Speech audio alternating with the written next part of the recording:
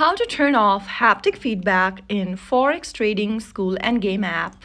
Hi everyone, welcome back to another video from Trading for Beginners.